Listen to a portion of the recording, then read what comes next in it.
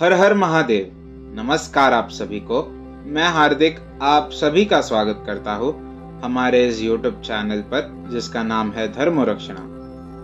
अनंत काल से सनातन धर्म अपने इतिहास और उसकी विशेषताओं के लिए जग प्रसिद्ध है। हम आपके लिए सनातन धर्म से जुड़े साहित्य, विज्ञान, देवी देवताओं के महात्म्य और अन्य शास्त्र जो हमारे ऋषि मुनि द्वारा रचित अथवा लिखित है, उनकी सारी जानकारी आपके लिए यहाँ प्रस्तुत करेंगे। इस कलयुग में हर एक तक हमारे प्राचीन ग्रंथ, वेद, पुराण, उपनिषद और अन्य साहित्यों के विषय में रोचक जानकारी हम आप सभी के लिए यहाँ प्रस्तुत करेंगे। आशा करते हैं हमें आपका सकारात्मक प्रतिसाद मिलता रहेगा। हर हर महादेव। श्री रुद्र संहिता तृतीय खंड 5वां अध्याय। मैना हिमालय का तप व वरदान प्राप्ति। नारद जी ने पूछा, हे विधाता, देवी के अंतर्धान होने के बाद जब सभी देवता अपने अपने धाम को चले गए तब आगे क्या हुआ? हे भगवान, कृपा करके मुझे आगे की कथा भी सुनाइए। ब्रह्मा जी बोले, हे मुनि श्रेष्ठ नारद, जब देवी जगदम्बा वहां सभी देवताओं और हिमालय को आश्वासन देकर अपने लोक को चली गई, तब श्री हरि विष्णु ने मैना और हिमालय को देवी जगदम्बा को प्रसन्न करने के लिए उनकी स्तुति करने के लिए कहा। साथ ही देवी का भक्तिपूर्वक चिंतन करने और उनकी भक्ति भावना से तपस्या करने का उपदेश देकर सभी देवताओं सहित विष्णु जी भी अपने वैकुंठ लोक को चले गए। तत्पश्चात मैना और हिमालय दोनों सदैव देवी जगदम्बा के अमृतमयी और कल्याणमयी स्वरूप का चिंतन करते और उनकी आराधना में ही मग्न रहते थे। मैना देवी की कृपा दृष्टि पाने के लिए शिवजी सहित उनकी आराधना करती थी। वह ब्राह्मणों को दान देती और उन्हें भोजन कराती थी। मन में देवी दुर्गा को पुत्री रूप में पाने की इच्छा लिए हिमालय और मैना ने चैत्र मास से आरंभ कर 27 वर्षों तक देवी की पूजा अर्चना नियमित रूप से की। मैना अष्टमी तिथि व्रत रखकर नवमी को लड्डू, खीर, पिठी, श्रृंगार और विभिन्न प्रकार के पुष्पों से उन्हें प्रसन्न करने का प्रयास करती। उन्होंने गंगा के किनारे दुर्गा देवी की मूर्ति बना रखी। वे सदैव उसकी नियम से पूजा करती थी। मैना देवी की निर्हार रहकर पूजा करती, कभी जल पीकर कभी हवा से ही व्रत को पूरा करती। 27 वर्षों तक नियम पूर्वक भक्ति भावना से जगदम्बा दुर्गा की साधना करने के पश्चात वे प्रसन्न हो गई। तब देवी जगदम्बा ने मैना और हिमालय को अपने साक्षात दर्शन दिए। देवी जगदम्बा बोली, हे गिरिराज हिमालय और महारानी मैना, मैं तुम दोनों की तपस्या से प्रसन्न हूं, इसलिए जो तुम्हारी इच्छा हो वह वरदान मांग सकते हो। हे हिमालय प्रिया मैना, तुम्हारी तपस्या और व्रत से मुझे बड़ी प्रसन्नता हुई है, इसलिए मैं तुम्हें मनोवांछित फल प्रदान करूंगी। सो जो अच्छा हो कहो। तब मैना देवी दुर्गा को भक्ति भावना से प्रणाम करके बोली, देवी जगदम्बिके, आपके प्रत्यक्ष दर्शन करके मैं धन्य हो गई। हे देवी, मैं आपके स्वरूप को प्रणाम करती हूँ। हे माते, हम पर प्रसन्न होइए। मैना के वचनों को सुनकर देवी दुर्गा को बहुत संतोष हुआ और उन्होंने मैना को गले से लगा लिया। देवी के गले लगते ही मैना को ज्ञान की प्राप्ति हो गई। तब वे देवी जगदम्बिका से कहने लगे, इस जगत को धारण करने वाली, लोकों का पालन करने वाली तथा मनोवांछित फलों को देने वाली देवी, मैं आपको प्रणाम करती हूँ। आप ही इस जगत में आनंद का संचार करती है। आप ही माया है, आप ही योग निद्रा है। आप अपने भक्तों के शोक और दुखों को दूर करती है। आप ही अपने भक्तों को अज्ञानता के अंधेरों से निकालकर उन्हें ज्ञान रूपी तेज प्रदान करती है। भला मैं तुच्छ स्त्री कैसे आपकी महिमा का वर्णन कर सकती हूँ? आप आकार रहित तथा अदृश्य है। आप शाश्वत शक्ति है। आप परम योगिनी है और इच्छानुसार नारी रूप में धरती पर अवतार लेती है।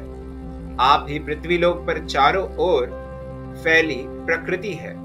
ब्रह्मा के स्वरूप को अपने वश में करने वाली विद्या आप ही है। हे जगदम्बा माता, आप मुझ पर प्रसन्न होइए। आप ही यज्ञ में अग्नि के रूप में प्रज्वलित होती है। माता, आप ही सूर्य की किरणों को प्रकाश प्रदान करने वाली शक्ति है। चंद्रमा की शीतलता भी आप ही है। ऐसी महान और मंगलकारी देवी जगदम्बा का मैं स्तवन करती हूँ। माते, मैं आपकी वंदना करती हूँ। संपूर्ण जगत का पालन करने वाली और जगत का कल्याण करने वाली शक्ति भी आप ही है। आप ही श्रीहरि की माया है।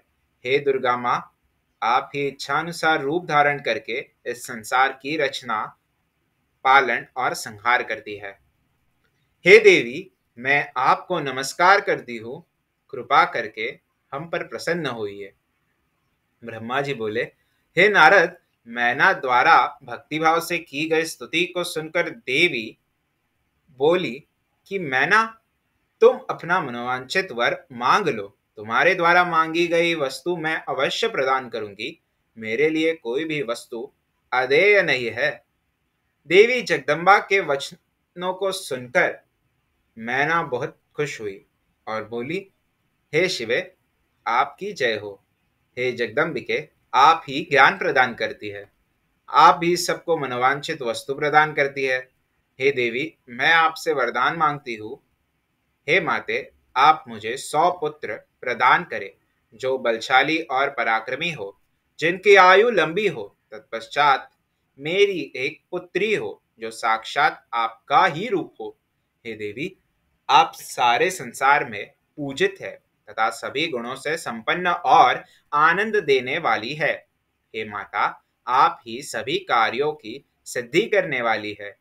हे भगवती, देवताओं के कार्यों को पूरा करने के लिए आप रुद्रदेव की पत्नी होइए और इस संसार को अपनी कृपा से कृतार्थ करने के लिए मेरी पुत्री बनकर जन्म लीजिए।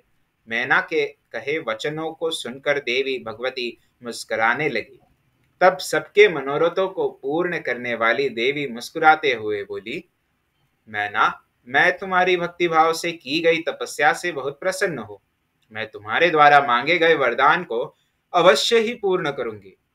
सर्वप्रथम मैं तुम्हें 100 बलशाली पुत्रों की माता होने का वर प्रदान करती हूँ। उन 100 पुत्रों में से सबसे पहले जन्म लेने वाला पुत्र सबसे अधिक शक्तिशाली और बलशाली होगा। तत्पश्चात मैं स्वयं तुम्हारी पुत्री के रूप में तुम्हारे गर्भ से जन्म लूंगी। तब मैं देवताओं के हित का कल्याण करूंगी। ऐसा कहकर जगत जननी परमेश्वरी देवी जगदम्बा वहां से अंतर्धान हो गई। तब महेश्वरी से अपने द्वारा मांगा गया अविष्ट फल पाकर देवी मैना खुशी से झूम उठी। तत्पश्चात वे अपने घर चली गई। घर जाकर मैना ने अपने पति हिमालय को भी अपनी तपस्या की पूर्णता और वरदानों की प्राप्ति के बारे में बताया, जिसे सुनकर हिमालय बहुत प्रसन्न हुए। तब वे दोनों अपने भाग्य की सराहना करने लगे। तत्पश्चात कुछ समय बाद मैना को गर्भ ठहरा। धीरे धीरे समय व्यतीत होता गया। समय पूर्ण होने पर मैना ने एक पुत्र को जन्म दिया, जिसका नाम मैनाक रखा गया। पुत्र प्राप्ति की सूचना मिलने पर हिमालय हर्ष से उद्वेलित हो गए और उन्होंने अपने नगर में बहुत बड़ा उत्सव किया। इसके बाद हिमालय के यहाँ 99 और पुत्रों ने जन्म लिया।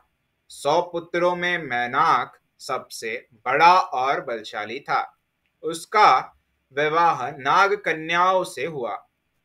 जब इंद्रदेव पर्वतों पर क्रोध करके उनके पंखों को काटने लगे तो मैनाक समुद्र की शरण में चला गया। उस समय पवन देव ने इस कार्य में मैनाक की सहायता की। वह उसकी समुद्र से मित्रता हो गई। मैनाक पर्वत ही अपने बाद प्रकटे सभी पर्वतों में पर्वतराज कहलाता है। अध्याय 5वां समाप्त। हमारे कार्य की सराहना करते हुए इस YouTube चैनल को सब्सक्राइब करें, वीडियोस को शेयर करें और लाइक करें। हमारे कार्य मानव जाति के हित हेतु अधिकांश मानव जाति तक पहुंचाने में हमारी सहायता करें।